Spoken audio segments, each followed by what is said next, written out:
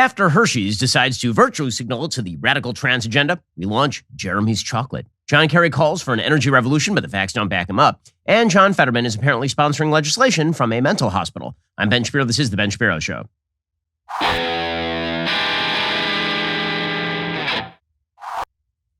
Well, folks, I'm sure you've seen by now, Hershey's decided that it was worthwhile going completely woke. So this makes them the second major chocolate company to decide to move along woke lines. Obviously, you saw M&M's with their body positivity M&M spokespeople and all the rest of their silliness. Well, now Hershey's has gone a lot further. So Hershey's, over the last couple of days, in honor of Women's History Month, because again, women represent 50% of the population, but apparently only about 1/12 of the history. In honor of Women's History Month, they decided to launch their she bars. Ah, yes, because it's her for she. Get it? Like her, she, get it? But here is the thing. That'd be kind of virtue signaling enough. But they decided that the most virtue signaling that they could pack into one chocolate bar was going to be by featuring as the spokesperson for Hershey's for Women's History Month, a dude, an actual man, like a male who believes that he is a woman. And so Hershey's Canada released an ad featuring a male to female transgender person. Here we go. My name is Faye Johnstone. I'm the executive director of Wisdom to Action. That's a dude. We can create a world where everyone is able to live in public space as their honest and authentic selves. See the woman changing how we see the future. Dressed up as a woman. Canada. See the women changing how we see the future. The future is very, very male. All the best women are men. Okay, so we here at DailyWire, we don't particularly hold with this sort of thing. Well, we're not big fans of corporations that decide they're going to virtue signal to you. They're going to try to sell you chocolate or sell you razors or sell you any sort of good by spitting in your face with regard to your own values. And this is why today I am proud to announce that we have launched Jeremy's Chocolate. Yes, you knew it was coming and it's going to happen right now. Head on over to IHateHershey's.com. That's a real website, IHateHershey's.com. And what you will find there is Jeremy's Chocolate Binary. Jeremy's Chocolate Binary. There are two types of chocolate bars that we are selling. We have he-him bars and we have she-her bars. The he-him bars are complete with nuts. The she-her bars are nutless. Indeed, yes, there are no nuts in the she-her bar because we at Jeremy's Chocolate, we understand there's a difference between men and women, and we feel that any bar that is labeled he should in fact have nuts, and any bar that is labeled she should in fact not have nuts. It's very obvious and it's very clear. As I Hate Hershey's says on the website, some chocolate companies don't even know what a woman is, but we do. Indulge in the chocolate binary, one with nuts, one without. You know which is which. Yes, indeed. Help buy some of these bars, honestly. Yeah, it's a troll, but also the chocolate's good. And also you're going to be demonstrating to Hershey's and other woke chocolate companies that, you don't have to take your money to them. They don't need to have your money. If they hate your values and they spit in your face and they believe that they can cram down their idiotic social justice warrior messaging about how men are women and women are men in the middle of Women's History Month. If you're a woman, for example, and you actually would like to celebrate being a woman with some chocolate late in the day because your kids have run you ragged or because you're late at work, and you actually don't wish to honor a company that believes that men are women, well, that would be an excellent time to head over to IHateHershey's.com. That site is live, and you can order a 4-pack, a 10-pack, or a 24-pack of our chocolate bars. Again, the he-him bars come with nuts. The she-her bars are nutless, as God made them. So just wanted to announce that right off the top. And, honestly, our goal is to sell a lot of these bars because we would like for the media to understand. We would like for Hershey's to understand that they shouldn't be promoting this sort of left-wing garbage and using your money to do it and then trying to sell you product on the back of hating your values. Once more, IHateHershey's.com. Go check it out right now. Okay, meanwhile, speaking of the delusional, John Kerry, for some odd reason, that is a dude who has just failed up his entire career. He went to Vietnam after running a failed congressional race. He went to Vietnam. He came back. He slandered all of his fellow soldiers. And then he ended up in the United States Senate. And like Joe Biden, has been a career useless person. The difference is that he actually lost his run for the presidency in 2004. But that didn't stop him from continuing to be a prominent public figure, even as his face elongated, sort of like the Edvard Munch Scream painting. That's sort of what has happened to John Kerry's face over time. He is gradually turning into the Easter Island head. Well, he is still the top climate diplomat, despite being a person who has probably produced more carbon emissions than 99.99% of the population. Well, a couple of days ago, it was announced that Kerry will stay in his role as President Joe Biden's special climate envoy, at least through this year's UN climate talks set for December in Dubai, ending speculation that he might soon depart. He recently informed Biden of his decision to stay in his post. Well, yeah, I mean, what else is he going to do with his life? Go windsurfing again? He said there was unfinished business. I felt it would be inappropriate to walk away from that at this point in time. So he's going to stay through the COP28 climate meeting, where nations will hold a global stock take to assess the gap between their progress in combating climate change and the goals of the Paris Climate Agreement to keep the temperatures well below 2 degrees Celsius above pre-industrial levels. That, of course, is not going to happen. But he is traveling around the world and speaking on behalf of the green climate agenda. And many of the things that he is saying are just not true. And today I'd like to go through some of the things that the environmentalist movement says about the green transition, the transition to green energy, that are just not true. Because it turns out a lot of it is just a pack of lies. It is virtue signaling lies that are directed toward redistributionism and quashing global capitalism in the name of a goal they will never achieve. It's kind of important to understand that when they promote a thing, they're not actually promoting the thing they say they're promoting a different thing. And they're not actually promoting an end to climate change. What they actually are promoting is an end to capitalism and a redistributionist economic system under the guise of solving the climate problem. Well, speaking of people who don't tell you the truth, simple fact of the matter is that your internet service provider, very often they'll say things like, you are now in incognito mode. Let me tell you something. You are not in incognito mode, because incognito mode means they can still monitor everything that you do, and they still grab your data and they still sell it to advertisers. Well, you shouldn't give them that data. That data is none of their business. This is why I use ExpressVPN. ExpressVPN protects you every time you connect to an unencrypted network, because in cafes, hotels, airports, etc., your online data is not secure. Any hacker on the same network can access and steal that personal data. Plus, you have big tech watching you. Plus, you have big tech working hand in glove with the government. ExpressVPN creates a secure encrypted tunnel between your device and the internet. It would take a hacker with a supercomputer over 1 billion years to get past ExpressVPN's encryption. ExpressVPN works on all my devices. You just fire up the app, you tap one button, and now you are protected. This is why I use ExpressVPN, because again, my data is my business, and I don't wish to subsidize a lot of big tech companies that hate my guts. So instead, I keep my data to myself. Do the same. Get the VPN I trust to protect my online privacy. Visit expressvpn.com/Ben. Get an extra 3 months free on a 1-year package. That's expressvpn.com/Ben. expressvpn.com/Ben to get started. Okay, so John Kerry is still gallivanting around the world talking about the climate agenda. So here he was at an event called Ocean. I believe this was in Brazil, I think. And he was explaining that all the science says that the time is running out to act on climate. Now, again, these are sufficiently vague statements that they don't make a whole hell of a lot of sense. If we're talking about what we can do to mitigate future climate change, the time is never running out, because presumably we can still mitigate whatever is going to happen tomorrow. If what he means is that time is running out in order for us not to hit like 1.5 degrees Celsius climate change or 2 degrees Celsius climate change, that time is already over.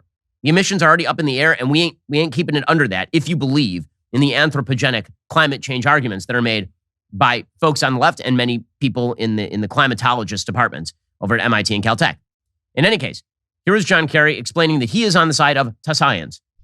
And the truth is, my friends, these choices that we've been making about how we drive our economies, time is running out. And the science is what tells us that. Not John Kerry, not President Biden, not any of the ministers who are here. Science, mathematics, physics, chemistry, biology, all of them on a factual basis are screaming to us about the choices we face. They're all screaming us about, okay, but here's the problem. The choices that we face are not the choices that John Kerry says we face. Okay, the reality is the world is going to be dependent on fossil fuels for a very long time to come, because the green tech just isn't there. And this is the part they just won't say. They say it behind closed doors, by the way. I've been in meetings with people, climatologists from MIT, from Caltech, who will tell you that the green revolution is not here. The tech just isn't here. But then if you say that publicly, they yell at you. Then they say it's because you're insufficiently committed. See, the thing is, Bernie Sanders has a line in his newest garbage book in which he says, it's an amazing line. He suggests that politics is not about attempting to allocate scarce resources or about policy. It's not about any of those things. He has one line that's really telling. He says, our economic debates should not revolve around questions of resources. They should revolve around questions of intent and will. Intent and will. In other words, this is the way the left-wingers view government. Government is capable of anything. It's not a question of what government can do. It's not a question of what government should do. It's about intent and will. Do you have a good intent? And do you have enough will to ram that thing through? And that is what it comes down to when it comes to climate change. For people like John Kerry, they never have to look at the science because the science actually doesn't matter to them. The point is that they have good intent.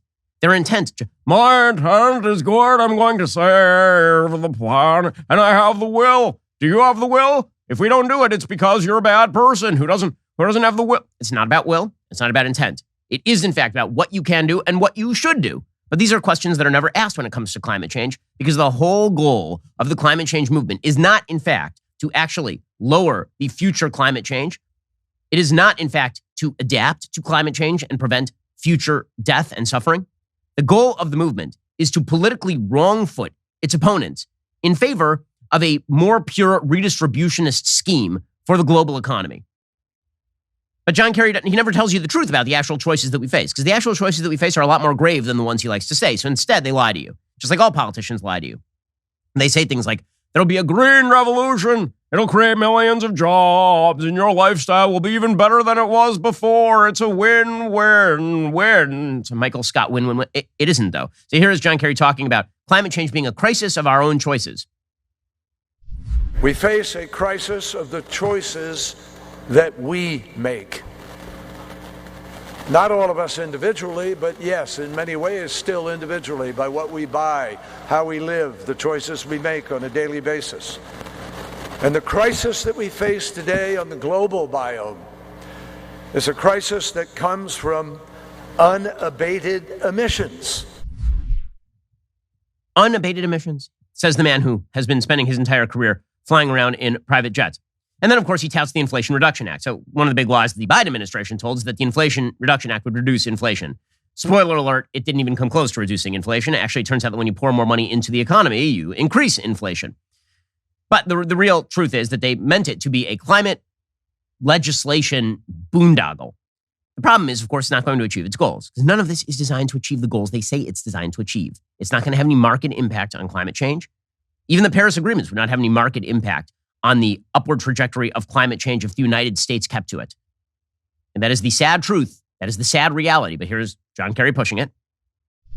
For our part, the United States is highlighting 77 announcements from 8 agencies and offices valued at nearly $6 billion. This is more than double the commitments that we highlighted last year in terms of dollar value. And thanks to the Inflation Reduction Act, which is the most significant piece of climate legislation in our history, we will be doing even more. Okay, and the end goal, of course, is to pressure the fossil fuel industry to change. It's the fossil fuel industry. We need to get them to stop. That's the real problem here, according to John Kerry. And I personally know this new president, Sultan Al-Jaber, who has been leading the deployment of renewables in the UAE, who has been part of a process that has been investing globally in renewables for years, and that has already deployed renewables in their own country. My friends, I believe it's important for us to understand that to get this job done, we have to be inclusive, and we need to get the fossil fuel industry to change its own choices and join other fossil fuel companies that have decided they're going to be energy companies, not oil companies. He's selling you a bill of goods here, and I'll explain exactly why he's selling you a bill of goods in just 1 second. First, let's talk about what nature does require of you. One of the things nature requires of you is that you eat your vegetables and have your fruits. It's a problem for me. I don't like vegetables. I think God punished us with vegetables because they taste terrible, but they're good for you. Well, Balance of Nature can provide you one solution. Balance of Nature fruits and veggies is the best way to make sure you're getting essential nutritional ingredients every single day. Their products are 100% whole food. Balance of Nature uses a cold vacuum process that preserves the natural phytonutrients in whole fruits and vegetables and encapsulates them for easy consumption. Balance of Nature sends a bunch of their product down to the studio for us to try. They are kosher, so I've been using them. And I tell you, they may be the only thing keeping me alive at this point since my kids are not allowing me to sleep. Go to balanceofnature.com, use promo code Shapiro for 35% off your first order as a preferred customer. That's balanceofnature.com, promo code Shapiro. Get 35% off your first preferred order if you're somebody like me who doesn't get the nutrients that you actually need because you don't do the fruits and vegetables thing as much as you should. Balance of Nature can help solve that problem for you. Go to balanceofnature.com, use promo code Shapiro, get 35% off your very first order as a preferred customer. Again, balanceofnature.com, enter promo code Shapiro, get 35% off your first preferred order. Okay, so let's talk about the flaws in the arguments that John Kerry is making. So there's a very good book out that I highly recommend by a guy named Peter Zeihan. You may have heard Zeihan on Joe Rogan's show. And he has a very good book out right now called The End of the World is Just the Beginning, in which, in fairly granular detail, he goes through resource allocation around the world, right? How much cobalt there is in the world and where it's located, how much cobalt it would take to generate certain types of batteries, how to make a lithium battery, and how much lithium it takes to make a lithium battery, and all the rest of this sort of stuff. And he comes to a few conclusions about green tech, because he's talking about the fact that he believes that as the world becomes less interconnected, as globalization ends, supply chains are going to become attenuated, and they're going to break more easily, and the world is going to become a worse place. And so what he says is, if you are relying on green to pick up the slack, you're wrong. So here's some of the problems that he points out here. And again, I think this is important for people to know, because whether you are left or right or center, it is important to be very accurate about what government can do and what we can achieve. Otherwise, you're just shouting into the wind. Otherwise, when you're talking about green tech and the green revolution and reshifting our economy and all this kind of stuff, you're just the same as Joe Biden shouting about how he's going to end cancer by yelling at it. So Peter Zeihan talks about a list of problems with the so-called green revolution, this green tech revolution that's supposed to reshift all energy resources on planet Earth toward renewables. He points out that the best replacement for oil is actually natural gas, which is true. If you look at the reduction in emissions in the United States over the course of the last decade and a half, that has been largely due to the replacement of oil with natural gas. But the lefty environmentalists don't like natural gas in the same way that they don't like nuclear energy. But if you move beyond fossil fuels, he points out, quote, either the cost of the substitute is in excess of 10 times that of the original input, the carbon footprint is in excess of 10 times that of the original input, or more likely both. In other words, if you use solar, it's going to be way more expensive. And if you use like animal dung to replace oil, it's way more carbon intensive. So you're going to have to make some really, really bad choices. Green tech, as it turns out, is not remotely space efficient. Solar is 1,000 times less dense than systems powered by more conventional means. It takes an awful lot of land covered in really ugly solar panels in order for you to achieve even remotely similar amounts of power to oil, natural gas, and fossil fuel resources that generally power electrical grids. When it comes to efficiency, we've spent enormous amounts of money globally on solar tech from 2014, which is when the solar boom started, until about 2020. 1.5% of total electricity now comes from solar. 1.5% globally comes from solar. And there are a bunch of problems with things like solar and wind. Some of them are dispatchability. It turns out that the sun shines where it shines and the wind blows where the wind blows, but that doesn't mean that you necessarily live near where the sun shines or where the wind blows. 95% of humans, as Zeihan points out, live within 50 miles of their power plant. He says green tech in its current form simply isn't able to shave more than a dozen or so percentage points off fossil fuel demand. In fact, places that have shifted over to green tech are spending 4 times what they normally would for power. Even places like California, which has tried to make that shift, and California is a fairly welcoming place in terms of green energy. It has good green resources. Even California is paying 3 times what it normally would for power. It would be paying 4, except that it's importing power from other states and then pretending that it's not, in the same way that Europe was pretending that it was engaged in a green revolution and then just importing oil and natural gas from Russia. Perhaps the biggest problem with the green tech movement is that a lot of the green tech is not storable. See, here's the thing. Fuel, like oil, natural gas, coal, what these are physical energy, right? These are energy in physical form, which means they are transportable. It means they are movable. It means that they don't just dissipate immediately. That is not true for solar and wind. How do you store the energy from the solar or the wind? It exists in time. So people have talked about, well, we need battery power. Well, there's only one problem. You ain't got nothing remotely like the kind of batteries that would be necessary to store the energy that you are talking about. Zeihan says, assuming that the technological improvements in the world of batteries that have unfolded since 1990 continue into 2026, the cost of a 4-hour lithium grid storage system will be about $250 per megawatt hour of capacity, 6 times that of the standard combined cycle natural gas plant, which is currently the most common electricity generating asset in the United States. Despite all of the talk about solar and wind in the state of California, for example, the amount of total storage, power storage in the state of California right now is 1 minute of power.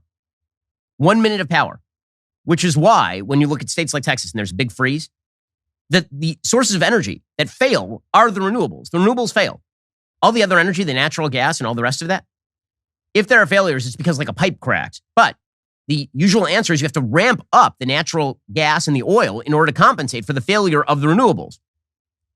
So Zeihan concludes, green tech in its current form simply isn't mature enough or cheap enough to move the needle for most peoples in most locations. It's largely limited to developed countries with rich capital supplies, who just coincidentally happen to have large population centers fairly close to sunny or windy locations. Nearly all other locations globally will remain dependent upon more traditional fuels for the vast majority of their energy needs. And so what exactly is going to happen to all of those other countries? Well, as it turns out, if they can't get a hold of oil, it's going to get worse in terms of the environment, not better. They're going to turn to coal, or they're going to turn to lignite. Okay, lignite barely qualifies as coal fuel that is typically 1/5 water by weight and is by far the least efficient and dirtiest fuel in use today. Germany today already uses lignite as its primary power input fuel because green tech has failed. And yet the Germans, for environmental reasons, have shut down their other power generation options like nuclear and natural gas, and instead they're using the far dirtier lignite. This is why when you hear people like John Kerry babble about green energy, when you hear Joe Biden talk about, we need to spend $1 billion, we'll shift all the power. No, you moron. We're going to be using oil and natural gas for a very, very long time to come. And when you disincentivize the creation of oil refineries, for example, which takes sometimes 10 years to come online, all you are doing is making energy more expensive. And by the way, you're not helping the environment because people are going to be using other cheaper and dirtier forms of energy in substitute, which is the reason why, for all the happy talk about environmentalism, you know who actually is generating the most emissions right now? China, of course. According to the Washington Post, despite the West's enormous head start, China is projected to have emitted more total carbon dioxide than all of Europe by 2039 and more than the United States by 2050. We don't mean that they're the leading emitter now. They are already the leading emitter. We mean that, historically speaking, by 2050, they will have emitted more in terms of carbon emissions than the entire history of the United States in terms of carbon emissions at that point. Because it turns out developing countries, they don't care very much about John Kerry's whims. They just want to make sure that their people don't starve. And the world of reality is a difficult reality for politicians. And if the world of reality can also be a difficult reality for you if you don't take care to actually prep, which is one reason why I recommend Jace Medical. So I got emergency medications from Jace Medical because, listen, during the pandemic, it turns out that pretty much everything broke. All of the supply chains broke. If you're living in China, they basically welded you into your apartment so you couldn't get the medications you need. That sort of stuff actually, as we now know, does happen. And you need the medications that you need when you need those medications. Why not be prepared? Jace Case is a pack of 5 different antibiotics you can use to treat a host of bacterial illnesses in an emergency. You can get your Jace emergency medications right now because the vast majority of vital medications are going to be very hard to get if our supply chain gets any worse. We've already seen antibiotic shortages last month. Visit jacemedical.com. Take a few minutes, fill out their online form. Your information will be reviewed by a board-certified physician. Your medication will be dispensed by a licensed pharmacy at a fraction of the regular cost. You can enter code BEN at checkout for a discount on your order. That's JASE medical.com, promo code BEN. Again, the Biden administration seem keen on making the world less globalized in certain ways, which means that those supply chains are going to become a lot weaker. You're not going to be able to get the medications you need. You should head on over to Jace Medical. Go check them out right now. JaceMedical.com, promo code BEN. That's JaceMedical.com, promo code BEN. Okay, so reality is a hell of a waker-upper. We've been spending the last several decades in sort of a miasmatic dream of our own making. And that's particularly true when it comes to the economy. What we're about to see in terms of the economy, we're about to see a recession. One of the reasons that we're about to see a recession is because all the loose money is going away. When you just inflate the currency and when you make it possible for people to take out incredibly cheap credit, people tend to use it on a bunch of dumb projects. You'll get the occasional project that hits, and then you'll get a lot of projects that fail because people have cheap money and they're going to spend it on things. And so what you have seen is a burst of risky spending over the course of the last several years, and nowhere is this truer than in the world of big tech, which is about to see a pretty massive cleanup. And when you have a bubble and the bubble bursts, what ends up happening is all the air in the bubble escapes, and that is what is happening right now in the economy. As the interest rates ramp up, as it becomes harder to get credit, a lot of the folks who took out cheap and easy credit on speculative projects are about to get it directly in the tuchus. According to the Washington Post, 8 years ago, Google's founder split the company up into separate entities and named the collection Alphabet. The idea was to separate the core business, the company's giant advertising machine, from the side projects that needed time to develop, but could one day become Google's next big moneymaker. But that next big moneymaker has not materialized. Revenue still comes overwhelmingly from advertising. Google has shuttered most of the other so-called moonshots, from internet delivering balloons to glucose measuring contact lenses. Even the most advanced of its side projects, self-driving car lab Waymo, healthcare tech startup Verily, are now confined by the limits of regular business. On Wednesday, Waymo laid off 8% of its workforce, adding to a previous round of cuts in January. Now, this is a long time coming. It's not only going to happen in big tech, it's also going to happen in real estate. We've been seeing the prices of real estate stagnate. They will start to drop at some point here. Because again, if you spent on a speculative mortgage and then it turns out that you can't afford that mortgage because of the inflation, then a lot of the money is going to get washed out of the system. Shoppers right now are pulling back. All the talk about a happy landing here, an easy landing, a soft landing, that seems like that is wishful thinking at best. According to the Wall Street Journal, consumers pulled back on purchases of apparel and electronics in recent months while continuing to spend on groceries and other necessities, which is why they are called necessities. Macy's and Best Buy said they expect sales to fall this year after declining in 2022. Macy's chief executive Jeff Gennett said he expects consumers to be in worse shape in 2023 than they were last year. According to Rodney McMullen, chief executive of Kroger, they are behaving as if they are already in a recession. Consumers are shopping more frequently than they have in recent months, and they're still splurging on products they want like premium beer. But people are starting to shift their spending habits because, again, when the easy money goes away, what you end up with is typically a recession. And this is going to be the future of Western economies unless we get our spending under control. Because when you spend too much money, when you take out too much government debt, you have to pay off that debt somehow. Typically, the way that you pay off that debt is you either raise the taxes dramatically or you have to inflate the currency. Those are usually the best ways of doing that sort of thing. Or you have to play financial trickeries in which you essentially inflate one type of bond and deflate another type of bond. All that is game playing. But quantitative easing is usually where the governments get out of this sort of stuff, and that creates economic stagnation. And higher taxation creates economic stagnation. Joe Manchin, one of the only sane Democrats left in the Senate of the United States, he says, listen, you can't tax your way out of debt, which apparently is the plan of the Biden administration. You know, the president indicated yesterday, Senator, I'm quoting here, I want to be clear, I'm going to raise some taxes. He didn't outline what taxes he's going to raise. You limited those he wanted to increase a couple of years ago. Where are you on that, and what do you think he's talking about? I don't know. I'll probably hear something today, hopefully, of what direction they want to go, but I can assure you, you can't basically just tax your way out of debt. You can't borrow your way out of debt, and you can't cut your way out of debt. Okay, he happens to be correct about all of this. Nouriel Roubini, who's known as Dr. Doom because he has predicted like 13 of the last 2 recessions. He is predicting doom again, but it's worth listening to what he has to say at the very least. He was one of the first economists to call the 2008 recession, and he's been warning for months of a stagflationary debt crisis, which combines the worst aspects of 70s-style stagflation and the 2008 debt crisis. He says, I believe a stagflationary crisis is going to emerge this year. He estimates the Federal Reserve would need to lift benchmark rates well above 6% for inflation to fall back to its 2% target, but that could spark a severe recession. One of the big problems, as Mohammed El-Arian has pointed out over at Allianz, is that the last Federal Reserve meeting, they raised the interest rates by 25 basis points, 0.25%. Before that, they'd been doing it half a percent, right? 50 basis points. By reducing that, they gave a signal to the market they thought they had inflation under control. The problem is it looks like inflation is ramping back up. So now if they reverse themselves, it looks like they don't have anything under control. So they got a real problem on their hands. It looks like they let off the brakes a little bit too early. And so this car is still headed toward the cliff, just at a slightly slower pace.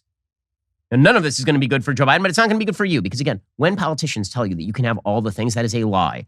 Every single policy decision is a trade-off. Every single thing in your life is a trade-off. You know this. You know this from your own life. You can't be in 2 places at once. You can't spend 1 minute in 2 different ways. And when it comes to government policy, there's going to be ups and there's going to be downs to any given policy.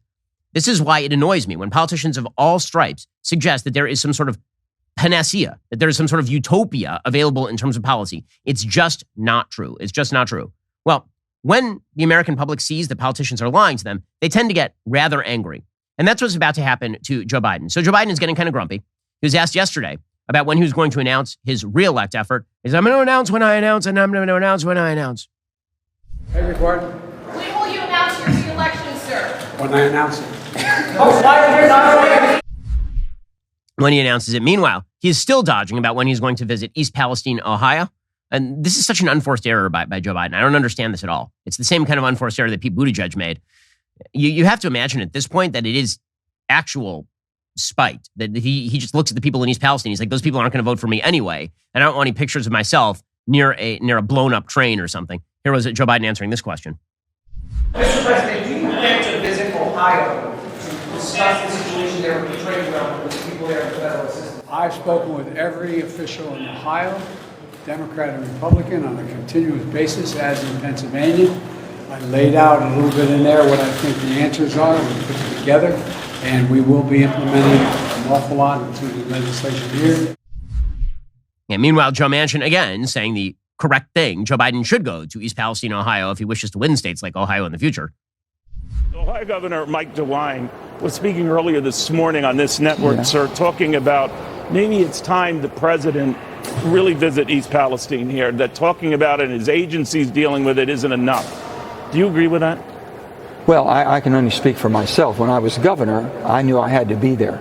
I knew that gave the confidence to the citizens of my state if I was there. I know being a president and having 50 states and all that, but when you have a tragedy such as this, that's 20 miles from the border of West Virginia. I spoke to all of their different water departments because some of that had leaked into the Ohio River. We're watching that plume as it was floating by. They took alternative action to make sure that it wouldn't ingest any of that in the water filtration plants. So we were all concerned to a certain extent.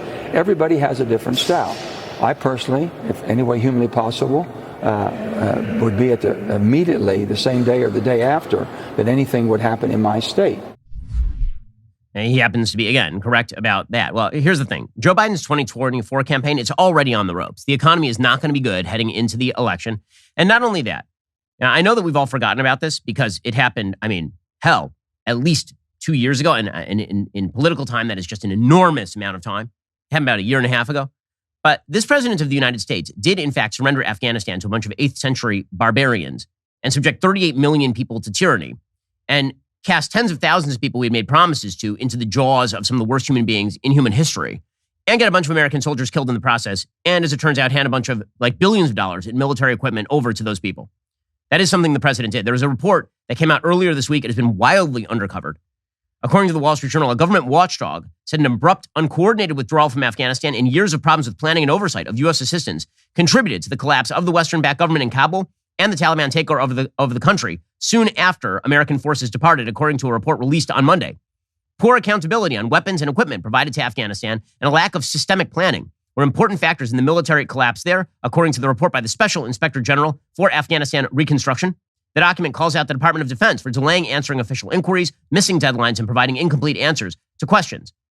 The Inspector General laid blame on U.S. administrations going all the way back to George W. Bush. They tried to lay blame on Donald Trump as well and the 2020 Doha Agreement, which was sort of the predicate for eventual pullout.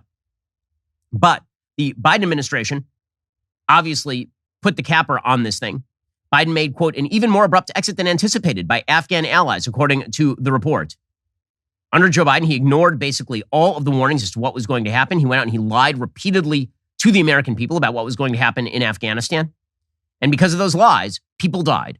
People died and millions of people are now living under a tyranny. I mean, you remember, during this, it wasn't that long ago, during the Afghanistan withdrawal, he suggested there was no chance the Taliban would just be walking into Kabul. And just a couple of months later, the Taliban was walking into Kabul. And by the way, a bunch of American soldiers attempting to get innocent people out of harm's way were slaughtered in the process by a bunch of terrorists he had basically handed control of the country to.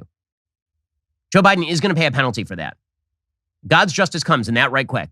It is going to happen, which presumably is one of the reasons why Democrats are clinging to power with a death grip. It's an amazing thing to watch.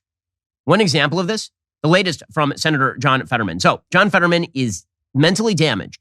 It is a person who had a debilitating stroke in the middle of a campaign, and Democrats, instead of pulling him during the primaries, decided to run him in the general.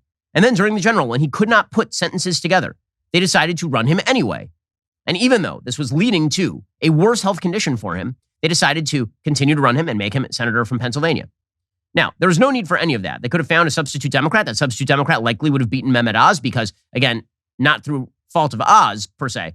The top of the Democratic ticket, Josh Shapiro, won his race by 14 points. Very difficult to imagine a race in which the governor of your party wins by 14, and then the senator from your party loses that race. But put all of that aside. Right now, there's no reason for John Fetterman to be in power. John Fetterman is not with us. John Fetterman checked himself into a mental hospital because he has depression, apparently suicidal ideation, which is terrible and tragic. And his family is keeping him in place. His family is still keeping him there. Why? There's only one reason, pure political cynicism. It's the only reason. Because if John Fetterman were to step down tomorrow, Josh Shapiro, the Democratic governor of Pennsylvania, would appoint the person to fill his seat. There'd still be 2 years left on that term until the next election cycle. And then they'd have to do it again in 2 years. So Democrats, because they want to keep that seat for 6 years, have decided that they are going to keep a person who is not competent to hold that seat in place at risk of damaging that person. The latest story about Fetterman, by the way, is absolutely insane. Well, If you are a person who wishes to make the people who work for you better at their jobs, let me recommend ZipRecruiter. Not every role has to be difficult to fill because of ZipRecruiter. Right now, there are a lot of people who are looking to fill jobs, and it's very hard to find good employees. ZipRecruiter can help solve that problem for you. Right now, you can try ZipRecruiter for free at ZipRecruiter.com/DailyWire. ZipRecruiter's matching technology helps you find the most qualified candidates for a wide range of roles. If you see a candidate you like, you can easily send them a personal invite so they are more likely to apply. Their user-friendly dashboard makes it easy to filter, review, and rate your candidates all from one place. Right now, see why the majority of employers count on ZipRecruiter. 4 out of 5 employers who post on ZipRecruiter get a quality candidate within day one. Use my exclusive web address to try ZipRecruiter for free. Go to ZipRecruiter.com/DailyWire. That's ZipRecruiter.com/DAILYWIRE. ZipRecruiter is indeed the smartest way to hire. Go check them out. Right now, you can't afford to have insufficient employees at your company. You need better employees today. Head on over to ZipRecruiter.com/DailyWire. Once again, that is ZipRecruiter.com/DailyWire. Also, it seems like these days, many people on the left are content to live in that post-truth world where facts don't matter and truth like gender is completely fluid. The problem, as my friend Jordan Peterson points out in his new 5-part series, Vision and Destiny, is the truth is going to come out regardless of what you think or how you feel. Disregarding the truth, especially when it comes to gender dysphoria, has very real and potentially tragic consequences. Here's what Jordan has to say about it. The trans activists would come up to me and say, well, you're really hurting me if you don't accept my indeterminacy of identity. And I thought, well, that's what you think, but as a trained clinician, I think that I'm going to do you a lot more damage in the medium to long run by going along with your claim that you can just be anything you want moment to moment. You think that's freeing because you regard all social constraints as inhibitions on the wonderful manifestation of your true self. But I know that in order to be healthy in the long run, you have to be integrated at multiple levels of social community. And when you introduce indeterminacy as to your status at the sex level, no one has any idea what to do with you. And so how are they going to play with you? They don't know what you are in some sense that even enables the ball game to get off the ground. And so that's no recipe for long-term well-being, because that's always bandied about, that notion of well-being and harm. It's like, no, you have to negotiate an identity. Now, the argument that Jordan makes, obviously, is that truth is actually the best curative and that living in a land of fantasy is not a curative. You should check out the 3rd episode of Vision and Destiny out today. New episodes are releasing every single week, but it's exclusive for Daily Wire Plus members. Head on over to dailywire.com/subscribe to watch Vision and Destiny. So speaking of John Fetterman and Democrats desperately clinging to power, how ridiculous has this story become and kind of shocking? How insane has this story become? Well, they've now released an update on his health. Joe Calvello, who is the communications director, says, quote, "We don't have a lot to update folks with since there's no real news to report except that John is doing well, working with the wonderful doctors. He remains on a path to recovery. He's visiting with staff and family daily. His staff are keeping him updated on Senate business and news. Our team is moving full speed ahead and working tirelessly for the people of Pennsylvania. Just last week, we opened a new office in Erie and will be opening several more offices in the coming weeks." And then they add, "We understand the intense interest in John's status and especially appreciate the flood of well wishes. However, as we have said, this will be a weeks-long process, and while we will be sure to keep folks updated as it progresses, that is all there is to give by way of an update." Now, at the same exact time, they're saying there's no update on John Fetterman's health. There is a report that came out same day. 6 U.S. senators, including Bob Casey and John Fetterman, introduced the Railway Safety Act of 2023 to help prevent future train derailment disasters. How did that happen? He's literally in a mental hospital right now. How can he join a bipartisan group of senators to introduce legislation? It seems like that would be a relevant question for members of the media to ask. So you have a person who is not well, who's apparently co-sponsoring legislation now. And apparently the AI came for the Senate. Now we just have AI algorithms that are running senators' offices. It's totally wild. Can you imagine if there was a Republican who's legitimately in a state of like a mental hospital and he was co-sponsoring legislation? You think there might be questions about whether that person was capable of functioning in the job? Meanwhile, the Washington Post is doing what the Washington Post does, and they have run to the defense of Giselle Fetterman. So a lot of people on the right, including me, have questioned Giselle Fetterman in terms of her treatment of her husband here. He's not been well for a while here. And Giselle Fetterman is a very political person. There's been a lot of speculation that she would love to fill her husband's seat if he were to retire from that seat. So the media are already running into defense mode. So Monica Hess has an entire piece called How Giselle Fetterman Became the Right Wing's Favorite Supervillain. Well, I mean, I have a question. Would you do this to your husband? If you're a wife, would you do this to your husband has a debilitating stroke? You'd keep him on the campaign trail, would you? And then you would have him out there in public, not able to hear words or speak words properly. You would do that to him, would you? Seems like not a great thing to do, regardless of who you are. But, says this columnist, the attacks on Giselle are dizzying in scope and ambition. John Fetterman, according to one line of grotesque and specious Twitter speculation, struggled with depression because his wife wouldn't stop seeking the spotlight. But then it was also Giselle's fault when, to avoid the spotlight brought on by his hospitalization, she decided to take their children to Niagara Falls. Well, no, those two things are not in conflict, actually. It turns out that if your husband is in a mental hospital and needs to see you every day, going to Niagara Falls with the kids is kind of a strange decision. In any case, the idea here is that you're sexist if you point out that Giselle Fetterman has made some questionable decisions here. Again, Democrats must always be defended no matter what. And speaking of people clinging to power, Senator Dianne Feinstein, who is overtly not with us. She's overtly senile at this point, the senator from California. She's still sitting in the Senate. Why aren't Democrats pushing her to step down? Again, there is no reason, except presumably to cling to power. I don't see any reason at all. Because again, Dianne Feinstein, who is 89 years old, is in the bluest state in America, California. Her replacement would be appointed by Gavin Newsom, the Democratic governor. So why? She has said that she wouldn't seek another term in office already, so why not just retire her now? Why not appoint a successor? Except presumably that Gavin Newsom doesn't want the controversy of appointing another successor because he had to do this with Kamala Harris when she became vice president.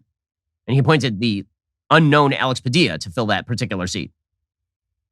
All this is creating a real problem for Democrats, actually, because John Fetterman is not president. Bob Casey had prostate cancer surgery last month. He's back at work. But now Dianne Feinstein is in the hospital, which means that they don't actually have a governing majority at this point. Meanwhile, speaking of Democrats who have so far escaped scrutiny for what appears to be rather corrupt behavior, apparently House ethics investigators say they have evidence that Representative Alexandra Ocasio-Cortez, so fresh, so faced, the freshest face, whoever fresh-faced, she ran afoul of congressional rules after she was slow to reimburse vendors for clothing and other expenses tied to her participation in the 2021 Met Gala. Why, it's almost like the socialists who inhabit the Squad are very fond of using other people's money to pay off all of their friends and family members. We just had a story about Cori Bush, another member of the Squad. She's an adjunct member of the Squad who was apparently paying tens of thousands of dollars to the security contractor who didn't actually have a security license, and she ended up marrying that guy. And you have Ilhan Omar with all of her payments to the guy who would later become her latest husband, who she's not related to. Apparently, that was the allegation anyway. So very weird how all of your favorite socialists are happy to use everybody else's money, including campaign money, to benefit people they personally know. It's quite fascinating. At this particular event, Ocasio-Cortez wore a white dress by fashion brand Brother Vellies with the words "Tax the Rich" scrawled across the back in red ink. The House Ethics Committee on Thursday released a report by the Office of Congressional Ethics, an internal nonpartisan ethics office that reviews allegations of misconduct. The OCE stated in its June 2022 report that Ocasio-Cortez may have accepted impermissible gifts in the form of hair and makeup services. Those services totaled well over $5,000, which is above the limit on gifts for lawmakers set forth in federal law. The OCE recommended ethics officials subpoena witnesses who didn't cooperate with the probe, including Brother Vellies founder Aurora James and other figures with ties to the company. So this, of course, would not be her first run-in with the House Ethics Committee. Unfortunately, a lot of our Congress people have run-ins with the House Ethics Committee. They're just delighted. Wonderful, wonderful people in public office. Speaking of wonderful people in public office, it turns out that there is a very, very bad person in Delaware. He is a Maryland mayor, and he has now been arrested on more than 50 counts of child pornography. His name is Patrick Wojahn. Of course, the party of his identity, the party with which he identifies, does not appear anywhere in the CNN report. Literally nowhere. It's not in the headline. It is not in the piece. He is a Democrat, of course. Not only is he a Democrat, as it turns out, he is very, very close with Pete Buttigieg, the Secretary of Transportation. Sometimes the gods conspire to keep you from being president of the United States, is what Pete Buttigieg is learning. He was a self-described mentee of Pete Buttigieg. And they took a bunch of pictures together. January 23rd, 2020, he tweeted out a picture of himself with Buttigieg and a quote from Buttigieg: "If you notice a pattern across all my policies, it's this. The answers don't all have to come from Washington. Much of the resources should. On my watch, they will, to support American mayors and cities." They used to hang out, tweet out just two mayors grabbing a beer together. Not a particularly good association for the current Secretary of Transportation, who has run just into the jaws of fate right here. And meanwhile, we have some updates on the Roald Dahl boulderization. So you remember that Roald Dahl, the author of Charlie and the Chocolate Factory and Matilda and James the Giant Peach, the publishers decided they were going to go through and they were going to woke up his stories, which is absurd. The stories are deliberately unwoke. They're all about how the world's a mean, nasty place and kids have to get used to it and deal with it. Well, who exactly was leading the boulderization of the works? It turns out, according to the Daily Mail, the editors who spent months neutering the works of Roald Dahl were led on their mission to not offend by an individual who describes herself as a, quote, non-binary, asexual, polyamorous relationship anarchist who's on the autism spectrum. Just slow clap for the wokies. Slow clap for you guys. I mean, you just appoint the intellectual and emotional giants of our age to destroy the literature of people who actually create things in our world. The boulderization of Dahl's works, which broadly included eliminating language deemed insensitive and non-inclusive, was done by a UK-based group of consultants from Inclusive Minds. In the case of the Roald Dahl debacle, there's a person named Jo Ross Barrett, who's at the head of the project. Ross Barrett describes herself as, again, a non-binary, asexual, polyamorous relationship anarchist. If you are non-binary and asexual, doesn't that mean that you don't have relationships? But she's in a polyamorous relationship. In relationship anarchist, what is a relationship anarchist exactly? Do you like blow up relationships? You like leave bombs randomly in relationships? She's a former project manager at the Woke Forum, and she posted on LinkedIn in 2022 she was working on a secret project involving the work of a well-known children's author. In a profile of Barrett, they, them is described as a writer and editor with a passion for championing inclusive content and policies. Barrett's previous work has been published in Bi-Ibble, an anthology. Bi-Ibble. Gotta get, she's bi. It's an anthology about bisexuality and related identities, an AZE journal, an online magazine for aromantic spectrum, asexual spectrum, and agender people. These are the people who should be taking great works of children's literature and absolutely destroying them. It is amazing how you have an entire leech class who is just, all they do is live off the creations of others and destroy those creations. They're like cultural locusts. They just descend from the sky onto actual creativity and destroy it wholesale. And this is, if there's one rule among the wokes, it is that they have not created anything of value anytime in recent history. And they spend all day basically just ripping into people who actually did things during their life. Which brings us to Whoopi Goldberg. So yesterday, Whoopi Goldberg decided that she would defend tearing down a statue of Abraham Lincoln. So here you have pitted against one another a person who has not acted in 20 years and who has been sitting on The View, a repository of most stupidity in the universe. And by the way, has engaged in her very name in a wild act of cultural appropriation because her actual name is not Whoopi Goldberg. She's not, in fact, Jewish. Talking about tearing down a statue of the great emancipator who fought the Civil War to end slavery. These are the people we have decided to put in charge of our cultural steering wheel. Abraham Lincoln was not a controversial figure among liberals. We liked him. Now they take his name off schools and tear down his statues. Really? Lincoln isn't good enough for you? Well, that statue was not good enough because it showed a slave down at Lincoln's feet.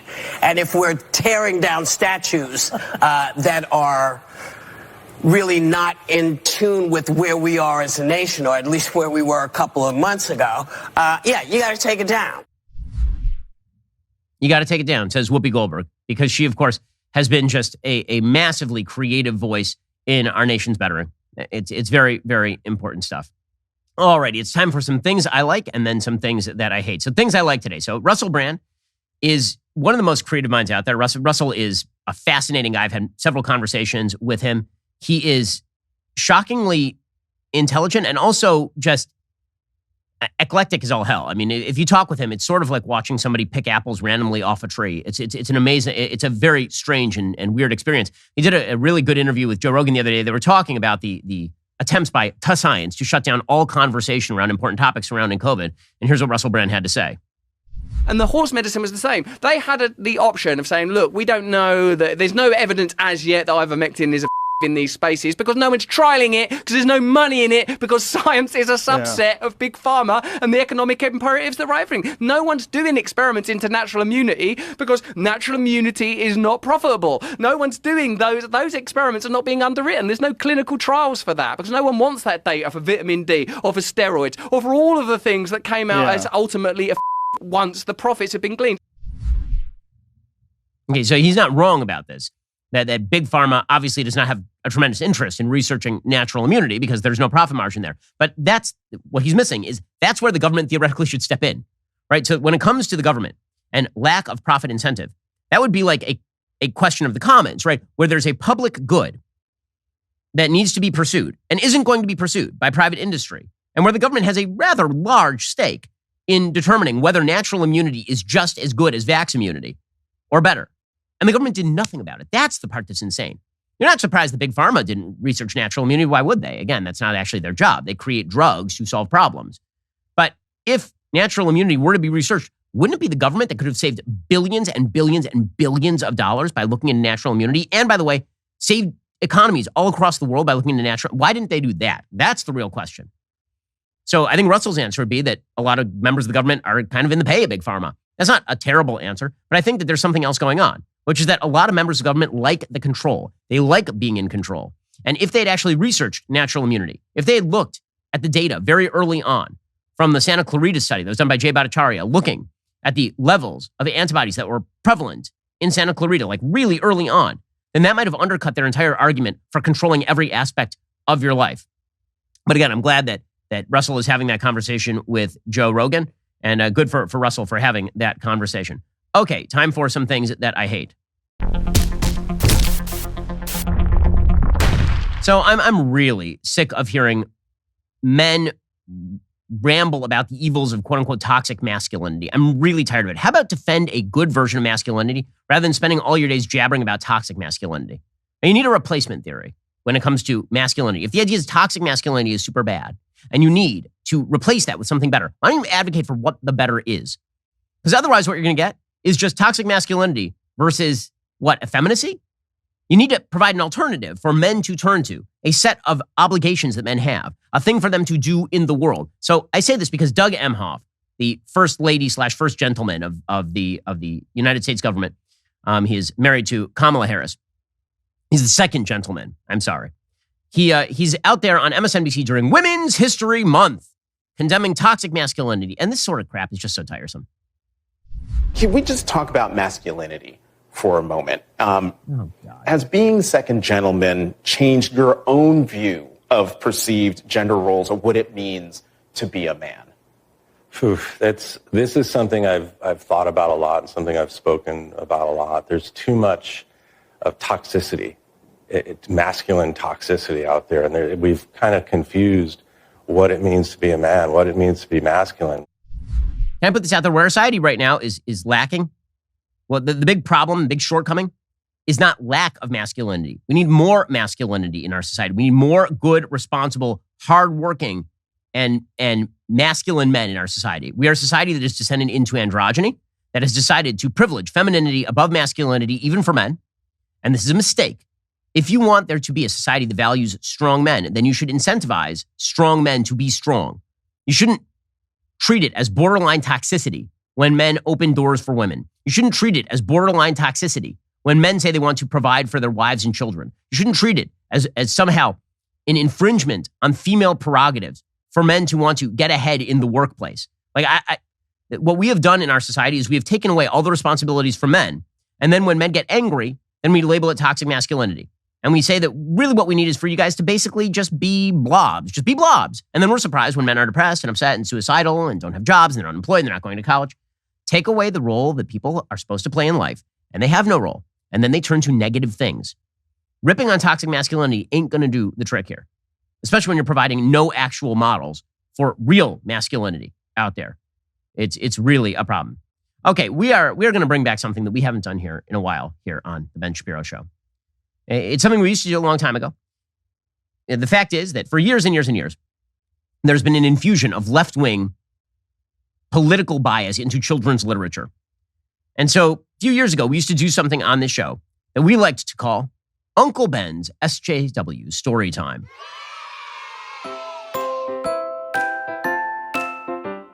Alrighty, folks. So today on Uncle Ben's SJW story time, we'll be reading you a book that your school libraries will probably be having a drag queen read to your book. Read to your children. It's very important that you see the kind of crap that is read to your kids during SJW story time. So here we go. Today's book is a story by The Changemakers.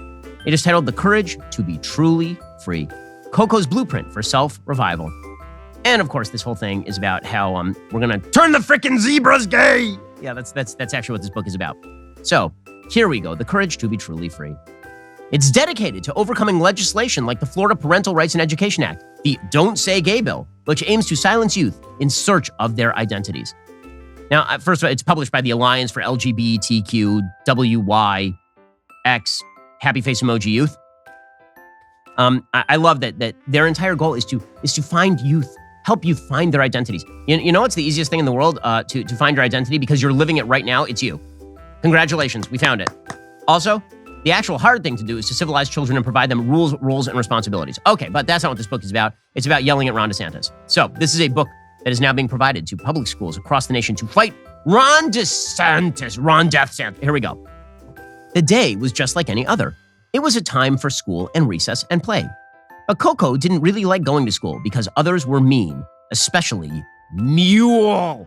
Mule's a homophobic Republican, is Mule. That's a big problem here. Mule would say things like, "Why are you so weird?" "I'm different, okay," says the little zebra. "You can't say that here." And Coco would feel a familiar pain in their tummy. "What's wrong with me? Why do they look at me funny?" says Coco the zebra. It's all about the bullying, guys. That's really all that happens in school. The next morning, Coco awoke to a curious new friend. They were tall and spotted and could make their neck bend. That's a giraffe. "What are you doing down there all alone?" "I ran away into the great big unknown," says Zebra, wondering if others could ever love me for me. And then Giraffe, who is genetically unrelated to Zebra, of course, says, "I love you for you. It's okay to just be." Zebra apparently has no parents to provide guidance here. After breathing and learning just what to do, Coco saw a few colored stripes shine through. Oh, Coco's a gay zebra. Oh. Coco can't just accept that zebras are not, in fact, rainbow, but that's how it works. After feeling more brave, just after dawn, they were stopped by 3 donkeys from venturing on. One is a red-hatted MAGA donkey, by the way. "Be just like us and put this clay on your skin." "No, I don't want that. I don't want to fit in." "No, it's important. No. Social responsibility. No." Coco tried to shake off the clay and met a soft-hearted elephant along the way. "Hi there, friend. Why are you looking so sad?" says glad elephant. "Someone tried to change me and it felt really bad." Yeah, you can't change children, guys. Kids should just be allowed to do whatever they want, and you shouldn't provide them with any sort of guidance at all. That's the thing about kids. You should let them eat whatever they want, study whatever they want, not go to school whenever they want, and generally be little cretins, which is what small children are. I have 3 of them. "Hey, you'll be just fine. Let's get rid of that clay." An elephant helped them rinse it away. Surrogate parents coming in. This is great. By now, for Coco, things were becoming more clear until a swarm of flies buzzed by their ear. "You're different," say the flies. "You're strange. You don't belong." Coco swatted the flies and tried to stay strong. Alrighty. Hummingbird showed them a blossoming field, saying, "Let's sing some new words to help you heal." Words like, "I have purpose," and "My feelings are real." Oh, my feelings are real. Because that's the best way to teach kids, is that all of their feelings are both real and justified. Because kids are not selfish little creatures with a lot of feelings. They have really big feelings in tiny bodies and not fully developed prefrontal cortexes. But you should just tell them that their feelings are the most important thing about them. So Alpaca gave Coco their own fun. New style. They saw all the color and lit up with a smile. Oh, here comes surrogate parent Alpaca to teach the zebra to be gay. Very exciting. Confidently, Coco walked by a big waterfall, but this time, they didn't feel trapped at all. Oh, look, it's all color. It's a gay zebra. They turned the zebras. They turned the frickin' zebras. Coco thought about giraffe, elephant, and hummingbird, chicken, alpaca, and the lessons they'd learned. Breathe when you need. Never hide who you are. Listen to your own voice. When it gets dark, shine like a star. Don't be like others. Be brave and be you. Find the courage to be free in all that you do. Yes, no limitations, authenticity, follow your own star. After gathering all these incredible tools, Coco marched with confidence right back to school. "What happened to you?" says Evil Mule. "What are you supposed to be?" Here comes the punchline. "I found the courage to finally be me. the courage to stand out and be truly free. Aw. Take that, Ron DeSantis. It's a gay zebra. Okay, folks, the sort of non-subtle messaging that you find in children's books, it's there. They're not trying to hide the ball particularly much. And then if you notice it, they're like, do you disagree with this message? Yeah, I don't think that what kids actually truly need is to be free. I think what kids actually truly, I don't think kids need to find themselves. I think what kids generally need is guidance. I think they need purpose and meaning given to them by their parents and by their community. And I think that when you free kids of this, what you are actually doing is essentially unleashing a chaotic world upon them that they are not prepared to handle at all. But at least we have a children's book that yells at Ron DeSantis in the dedication. Solid stuff there. Alrighty, guys, the rest of the show continues right now. You're not going to want to miss it. We'll jump into the mailbag. If you're not a member, become a member. Use code Shapiro at checkout for 2 months free on all annual plans. Click the link in the description and join us.